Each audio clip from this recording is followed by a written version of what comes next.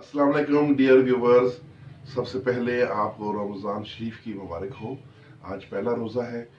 एक बुज़ुर्ग तबीब थे हमारे, सन्यासी हकीम हुसैन इब्राहिमी मरहूम। तो उनका एक बड़ा लाजवाल मशहूर नुस्खा था जो नामर्दी के लिए एक रोगन वो लोगों को देते थे। तो आज उसका नुस्खा मैं आप भाइयों से मोहब्बतन तोहफतन शेयर कर रहा हूँ।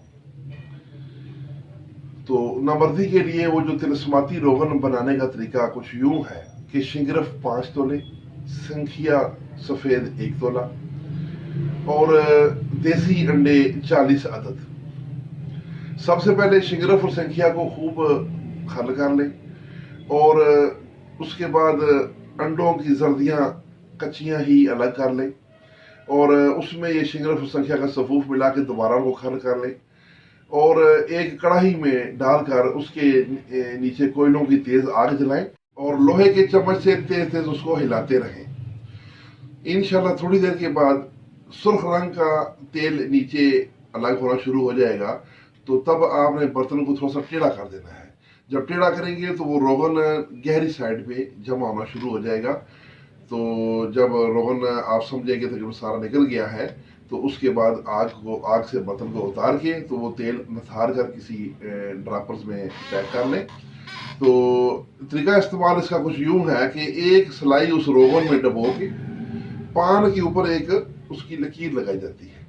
फिर उसमें बाकी जो पान के मसाले हैं वो डाल के तो वो पान खाया जाता है। ये इतनी ताकत और कुव्वत पैदा करता है कि 2 से 3 दिन अगर आप इसको मुसलसल करें, पान रोजाना एक इस्तेमाल करना होता है शाम के टाइम पे, तो वो कुव्वत बर्दाश्त करना मुश्किल हो जाती है।